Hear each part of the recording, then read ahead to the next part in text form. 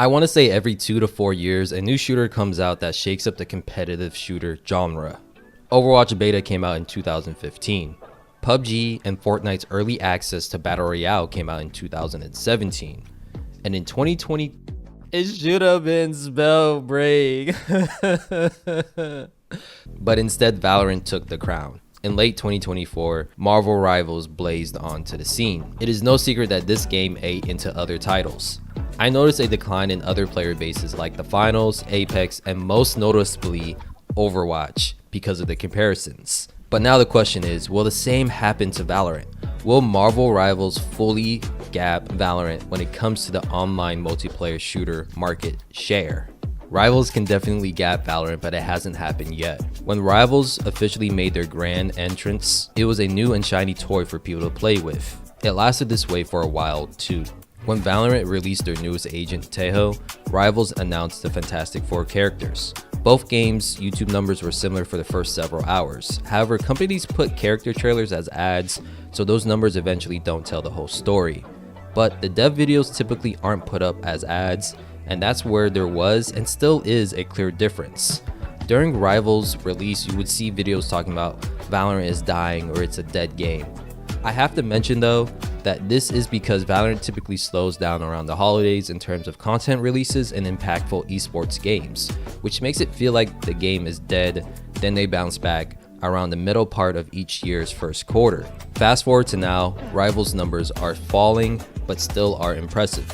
Just as a heads up, Steam numbers typically account for maybe a quarter to a third of a game's population, because Rivals is also on console. Same with Valorant, but Rivals' console player base is probably far bigger than Valorant's. And even though Twitch metrics aren't the best to see how healthy a game's player base really is, it still shows that Valorant's interest is there, especially for its esports scene. Both games in my opinion will remain at the top for a while. So for Rivals to gap Valorant, it needs to reach pop culture levels. Don't get me wrong, it's big among people who like shooters. It's big among people who like comic books. Outside of those categories, I don't think so. Plus, there's already a large overlap of people in both those groups.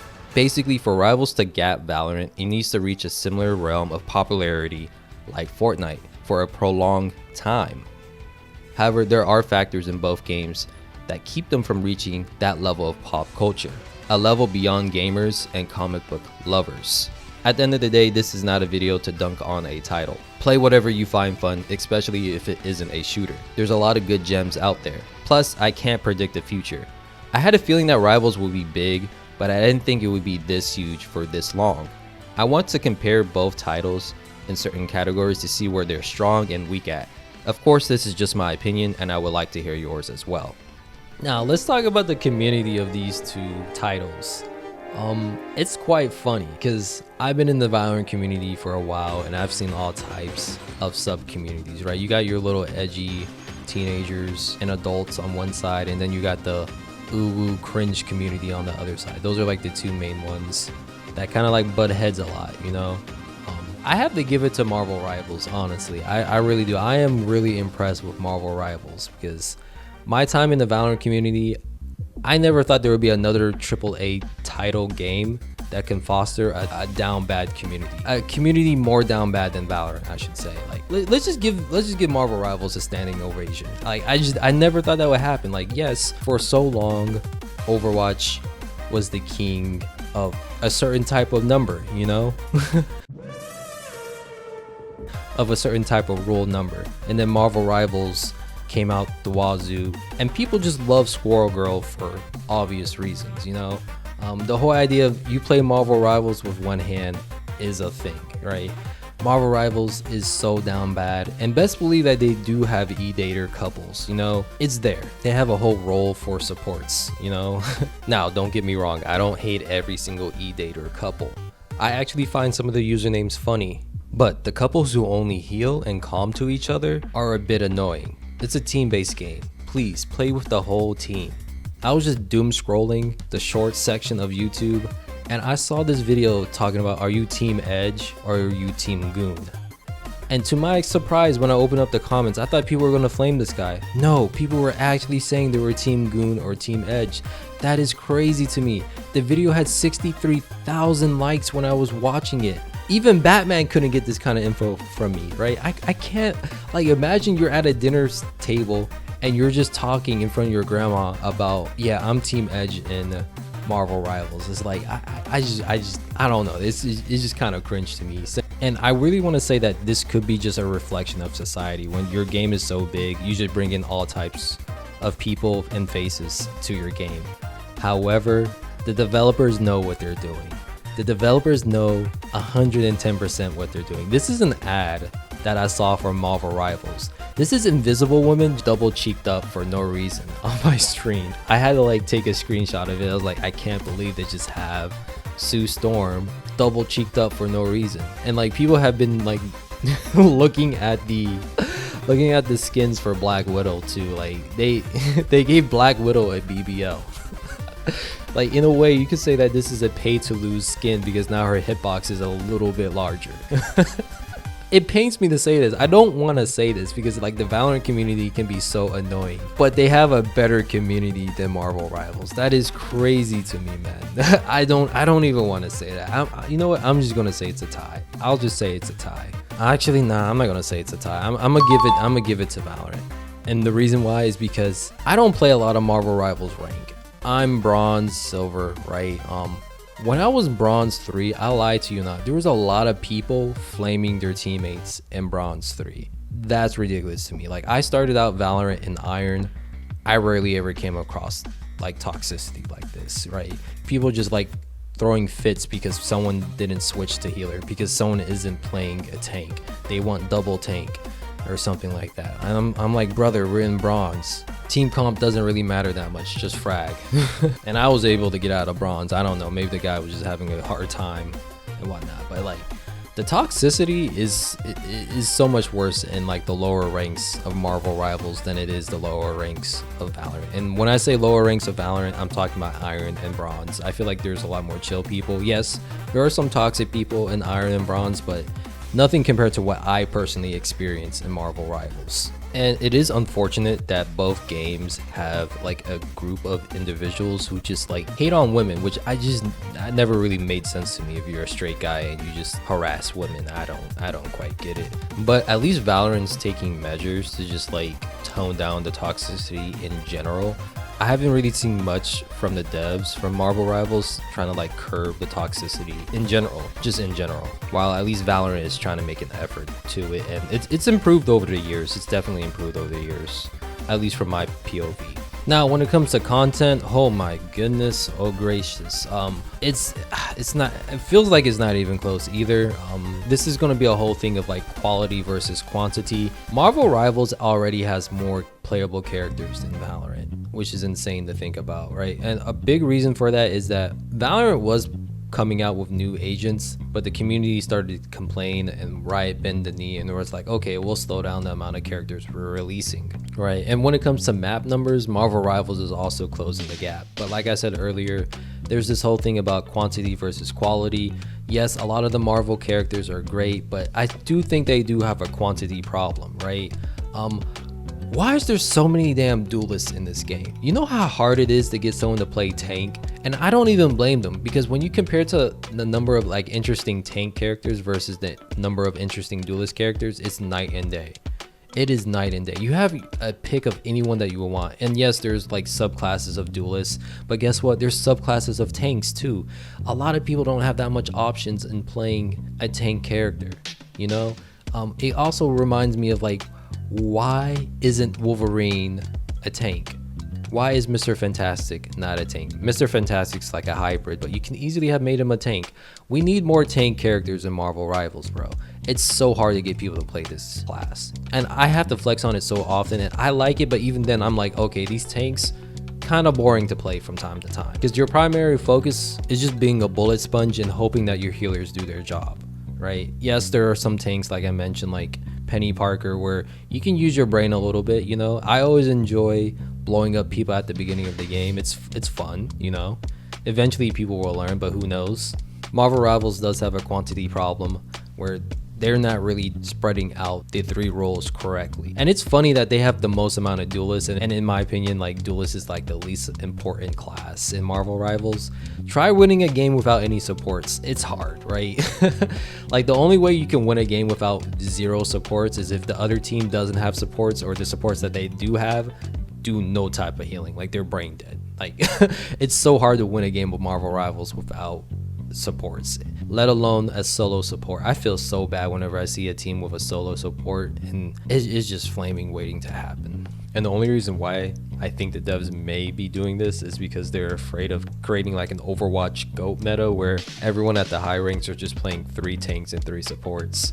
I guess they're trying to maybe make sure that doesn't happen again, because that was like just Overwatch at its worst. But yeah, Marvel Rivals hasn't been out for that long, and they're just pumping out content. Whereas Valorant on the other side, they drip feed their content. It's so painful being a Valorant content creator, because you legitly just get breadcrumbs throughout the year. That's what it feels like. So Riot would come out with a new agent, and a lot of the times, at least nowadays, you rarely ever see them. Part of that could be the fact that Riot does paywall their characters, so a lot of people just don't have access to these new agents, or they do have access to the new agent, but they don't have access to the whole roster, and they see other people not really playing the new agent that much, so they rather like spend their free credits and XP on a different agent. So it's just a whole problem with like that as well. When it comes to content, Marvel Rivals is just better. In my opinion, some people might say Valorant's better with content, and for those people, I say stop living in La La Land.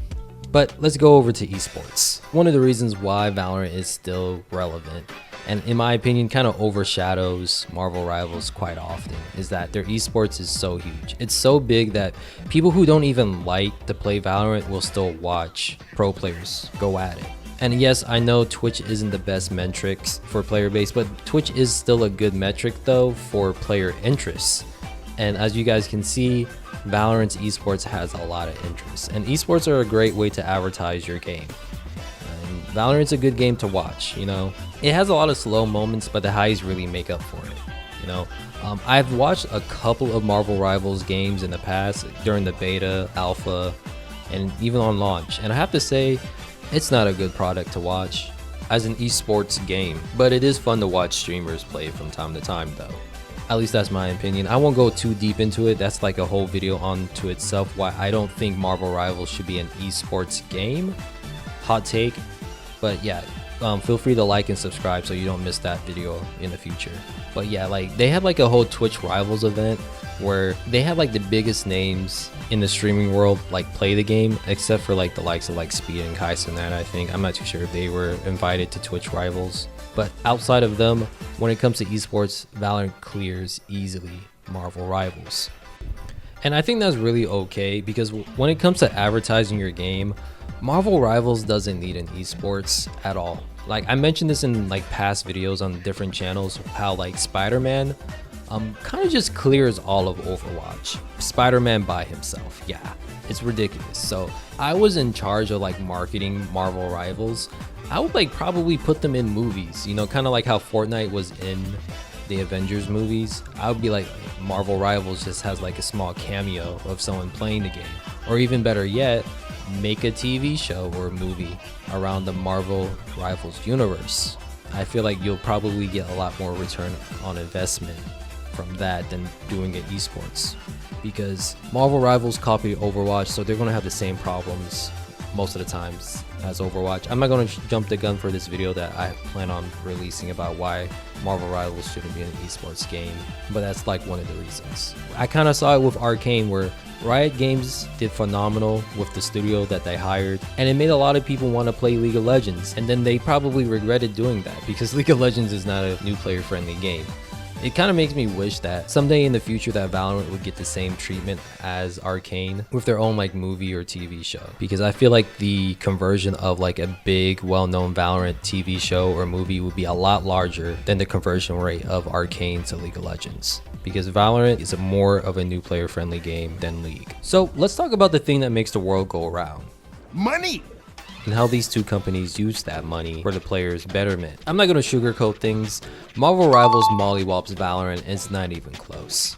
We'll start off with their battle pass, and that really kind of like tells you these two companies' philosophy when it comes to monetization. When it comes to Marvel Rivals battle pass, the game is fairly monetized well. It is particularly a great bargain. You pay $10, you get $6 back for the next battle pass, plus $6 in currency for skins, and 10 skins on top of that. In addition, they don't paywall you with characters, and they made a commitment for every new character to be free, which is wild. Valorant would never.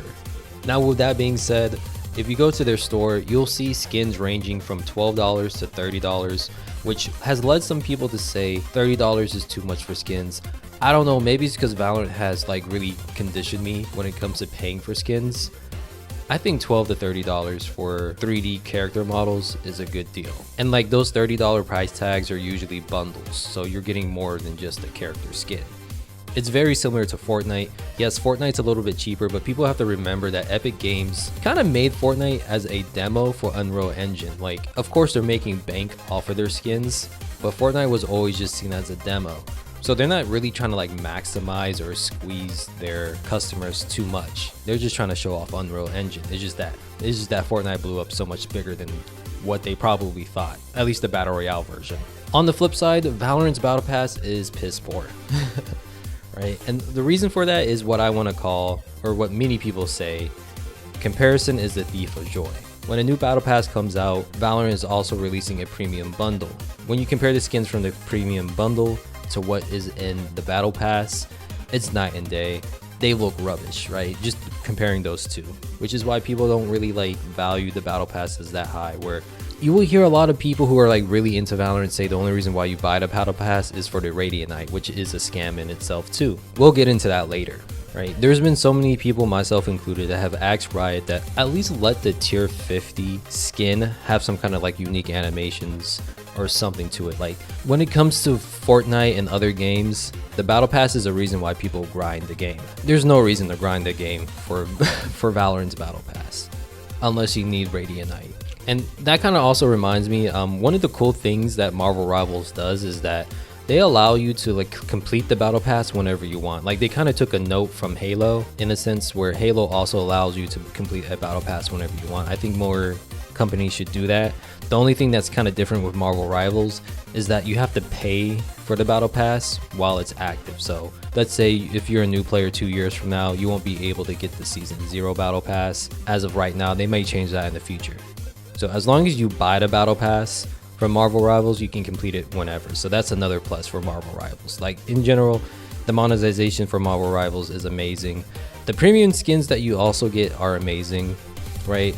And one of the reasons why this is an uphill battle for Valorant is that Marvel Rivals is a third-person shooter, whereas Valorant is a first-person shooter. It's a lot easier to make a shiny character model, which will entice people to buy it. Whereas with the first-person shooter, you really just gotta focus on the weapons. And some weapons are used more than others, where it's mainly like the classic, the ghost, the sheriff, phantom, and or vandal. Those are like really Valorant's money maker. I guess you could say the melee too, but the melee is also a scam because some melees cost anywhere between $40 to $60. Yeah, basically the same price tag of Game of the Years. And the thing that really sucks about these premium items in Valorant is that once you buy them, you don't even get the cool features like the animations, the color variations, and the finishers without forking up Radiant. And Radiant, at least in North America, is ridiculously expensive. I think in Brazil and in countries in like other places in the world, they don't allow for that kind of tomfoolery. So if you see something that's $32, it's $32. You don't have to buy Radiant to upgrade anything. But in America, you buy Radiant, it's a little bit expensive, right? Now, if you're someone who's been playing Valorant for a while, that's not a big deal. You probably are sitting on a lot of Radiant, like I am. But however, if you're a new player, yeah, you're forking up some money, right? When the Kuronami bundle came out, which was one of Riot's like most premium skin lines, someone did the math and you will be paying a lot of money, like north of $200 to fully upgrade every single weapon on top of buying that bundle originally. That's a lot of money. So Valorant is not a new player friendly game for your wallet, but at the same time it is kind of hard to make the gun models a lot more enticing to buy versus like a whole character model. And I think Valorant does a cool job at making cool looking weapons. My issue though is that it's just going to get more expensive. They started things out expensive. There's going to come a time and point within like maybe 5 or 10 years where a premium Valorant bundle is going to cost $100, which is ridiculous. I don't think any Valorant bundle should cost as much as GTA 6. It's crazy to me, but it's just going to happen because of what we call inflation, or at least that's what Riot's going to say to justify those price hikes. And one thing I do want to give Riot Games a benefit and a positive for is that at least they're using the money wisely to some extent, you know.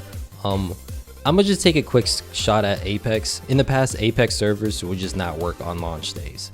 It was ridiculous. It was quite common too. That rarely ever happens in Valorant. Like, the servers are ran well most of the time. In the past, sometimes the rank servers would be down for whatever reason, but that doesn't happen much at all. I don't even remember that happening once in 2024, but correct me if it has. And if it did, it doesn't happen quite often. Plus, Riot puts a lot of money into their esports. What Marvel Rivals is doing with the money that the players are giving them, we don't know yet. Only time will tell, but I'm pretty sure that they'll do a good job at keeping the servers up and running and being smooth at the same time too. And while I am talking about Apex, I'm sure they don't have like server issues as much as they do anymore. It's just because the engine that they use is pretty piss poor. But it's still funny that a company that boasts about making billions of dollars couldn't get their servers working on launch day. I do find that kind of funny. And now when it comes to character design, I'm just focusing on the base model characters. We're not including the skins, you know. If we're including the skins, then Marvel Rivals wins with character design. But I'm just talking about the base. I'm talking about like how unique the characters are, their abilities, their designs, their voice lines, all that jazz. And me personally, I think it's a tie. I think both Marvel Rivals and Valorant does a good job of incorporating the hero element when it comes to hero shooters. They both do a fantastic job at it. Again, this is just my opinion. I know most people watching this will say, well, Marvel Rivals actually has heroes. Again, it's just my opinion. And they do a really good job with the voice actors too. Like, they don't cheap out on these voice actors. They have like celebrities voice acting some of these characters, which is quite impressive to me. Like the voice of Brimstone is basically my childhood. And I feel like it was pretty cool that they were able to get him to voice such a prominent character in Valorant. Now, when it comes to map design, Marvel Rivals wins again. One of the things that people really hate about Valorant is that there's so many bad maps. The likes of Breeze, Icebox, and Abyss are like, they can really ruin the whole experience of Valorant. Like, if there's ever a time where all 3 of these maps are in the game of Valorant, I'm uninstalling the game. I'd rather not go through that kind of headache. This would be like the 3 horsemen of the apocalypse. I feel like if Riot ever has these 3 maps in the competitive queue, it would be the lowest that Valorant has ever been at. Like, I wouldn't wish this upon my enemies. Whereas Marvel Rivals, there's a lot of lore and story behind each of these maps, and I find it kind of cool how like each like stage changes over time on certain like game modes and maps. Regardless, I really do appreciate it in Marvel Rivals. The maps look kind of cool too. I know some people in the Marvel Rivals community, they have some gripes at it too because they feel like they get the same number of maps all the time. Like, Marvel Rivals' issue is that they don't have enough, whereas Valorant's issue is that they have too many bad ones that really ruin the experience of the game. Now we have in-game lore. A lot of people in the Valorant community do not care about the lore of the game, which is kind of sad. At least the community on this channel, which is the esports community, so maybe esports viewers just don't care about the story of Valorant. Overall, it's not a fair fight. Marvel Rivals benefits from the comic books, has such a large head start when it comes to the story of the game, like, because people already have connections to certain characters, like the Punisher, which is like a very slept on character. And I've seen so many people also like think that they're gonna main the Hulk when they come into Marvel Rivals because the Hulk is their favorite character, but they end up maining Luna Snow and learning more about her story. Be like, oh, she's a pop star? That's cool. Right? We've all seen those shorts of like the pop music being played in the background. It's either the K-pop or the like Latin American who's singing along another popular song from that region, I guess. But I do want to say that the Valorant writers do a great job at the story of Valorant. It's just that, again, it just takes forever for them to reveal anything. But it's still a very good story to jump into. I have like a whole second channel and some videos on this channel talking about the Valorant lore. I also made like a Marvel's Rivals lore video too on a different channel, so feel free to check that out. If it doesn't get a lot of views, I'll probably just end up posting it on this channel anyways. Next, I want to talk about the performance and game modes of each title. I played Marvel Rivals Alpha, Beta, and their launch, and I have to say, they have improved their performance drastically. It's great, right? Before how it was, but they still have ways to go, you know?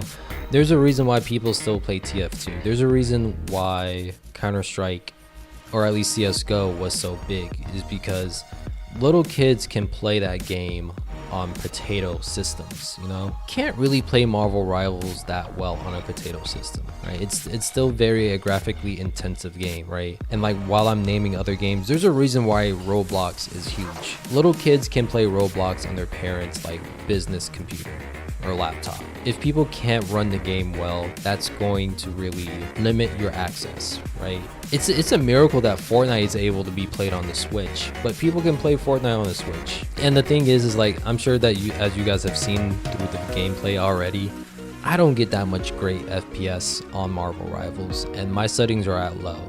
But at the same time, Marvel Rivals is a very casual game in my opinion.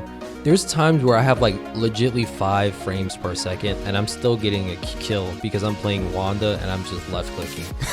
It's actually funny like how easy Marvel Rivals can be compared to Valorant. And like, that's another thing that's great about Valorant is like, potato PCs can run on Valorant. It still looks amazing. I also want to mention that Marvel Rivals is pay to win when it comes to FPS. The more FPS you have, the more damage you do. This is still a problem. It's been a problem since launch. It's a problem now. It's kind of weird. I guess you can also say it's one of the reasons why this game can't really be in esports if you have silly issues like this that just kind of jeopardizes its competitive integrity, right? And I also want to like talk about the game modes too in this section.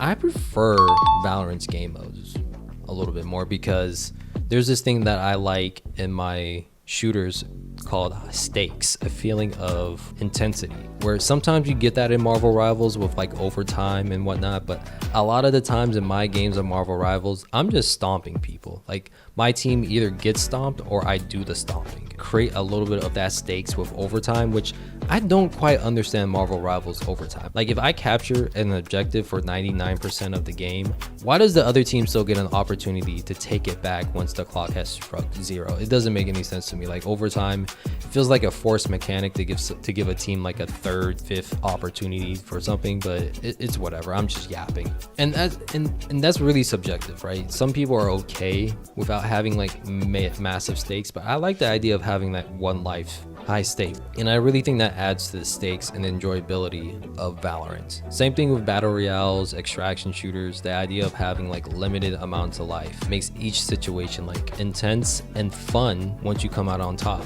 Whereas with Marvel Rivals, you can mess around and die 15 times and still have a good time, right? So there's pros and cons to both, but I'm still going to give it to Valorant just because I like having a little bit of stakes. And that's one of the reasons that's going to be holding back Marvel Rivals a bit, is the fact that their game modes don't have high stakes. Like, if they're ever going to make an esports game or wants to push esports, they have to think of a different game mode altogether, because the ones that they have right now are just too casual, in my opinion, to justify such an investment. Overall, if you didn't figure it out, this was just a video for me to compare both Valorant and Marvel Rivals. I think both games are great. I think both games can coexist as shooters. I think Valorant probably will outlast Marvel Rivals still because of the things that I've mentioned of their weaknesses. But Marvel Rivals has an opportunity to be bigger than Valorant. It has an opportunity to be like closer to Fortnite than to Valorant, in my opinion, just because of their name brand. Like, the Marvel IP is ridiculously huge. I think them taking the whole Overwatch space is cool, but it can also be quite limiting too. So I think that's Marvel Rivals' like biggest weakness is that they are an Overwatch clone. And we already seen it with Overwatch that you can only go so big with that model. If they really want to get bigger, they're going to have to do something with game modes. I think they just need like a different premier game mode to take them higher, in my opinion. But like I said, this is just my opinion. Play what you want. Both games can coexist and whatnot. I would like to hear y'all's opinions. Till then, stay safe, be a KDA warrior, and I'll see you later.